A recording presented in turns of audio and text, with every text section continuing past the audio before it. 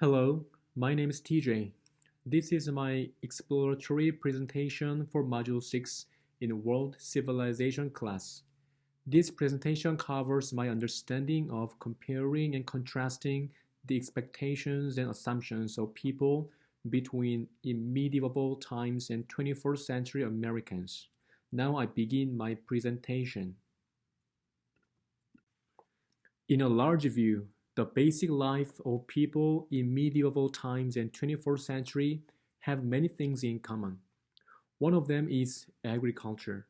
People in both ages rely on food to maintain their lives, and the food usually comes from agriculture and other nature sources. Some people in the past had to work on farms and fields and cultivate lands to get crops. Now, some people are engaged in agriculture as well. Of course, there are multiple differences between them. Farmers in the past, called peasants, usually lived in a poor condition and were excluded from participating in social activities. Also, they could not have their own land. It was lords who possessed properties. Lords had peasants under them, allowing them to cultivate their lands and grow crops if they paid taxes. In 21st century, farmers are not necessarily poor as the peasants in medieval ages. Moreover, modern farmers have rights and opportunities to freely join in various social activities. They could have their own lands and properties as well.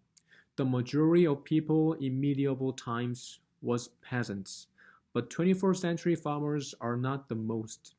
It was usual for a son of a farmer to inherit what his father was doing, and the son did not have many other options to choose. In other words, it was hard for him to change his social status at the time.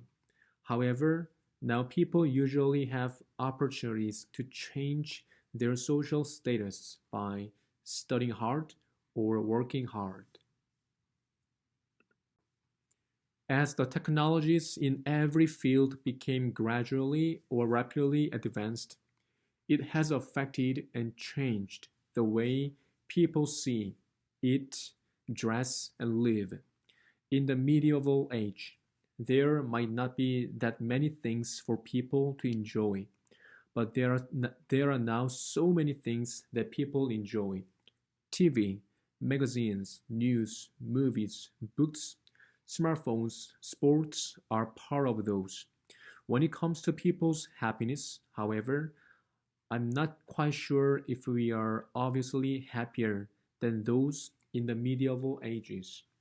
It is so true that we have much more advanced technologies compared to ones in the past, but people look to have more stress and concerns than our ancient people. Also, the worries and concerns might be different types of those of medieval people. One of them is competition.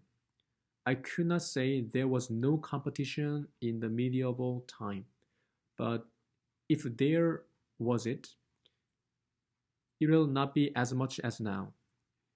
If your company fails to come up with a better product than other, your company is at risk of falling behind or going bankrupt. Advanced technologies have brought people convenience and ease and improved people's lives. But the overflowing information often makes people feel more lonely and isolated than medieval time. It even causes violence from ignorant people here and there. People in the past might have worries about dying because of no food. Although still many countries suffer from being hungry, the rate decreased. Now it is really hard to see people dying because of being hungry in the States. In the past, children in a rich family used to go to school, but now children in a normal family go to school. There were slaves in the medieval ages. The America once had slaves that usually were black people, but now it is hard to see slaves. However, there are a new type of slaves coming up.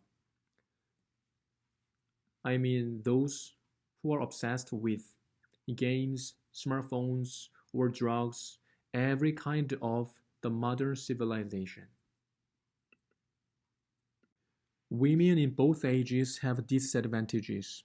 Women in modern age have more rights than the past, but discrimination between men and women still exists.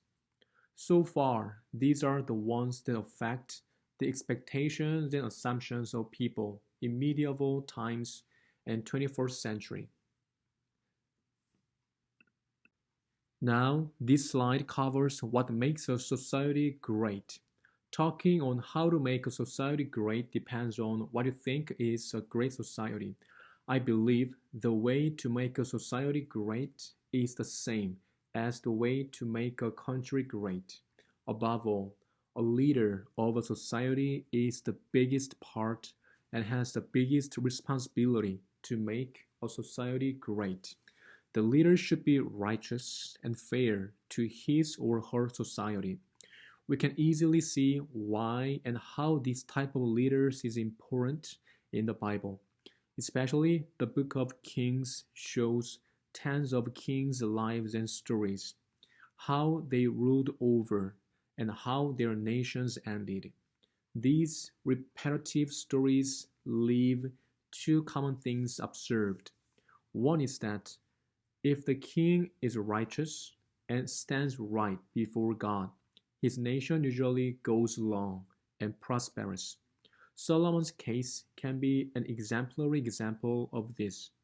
The other one is that if the king goes away from right ways, his nation soon falls or gets destroyed by other powers. It is not exaggerating to say a nation's destiny is up to whom the leader serves and reveres. It may sound religious, but the Book of Kings is part of a history of the world, and the history clearly proves how important it is for a king to choose a right religion. Therefore, I'm confident to say that whether the leader has a right religious belief is the most important factor for a society to be great. This concludes my presentation. Thank you for watching.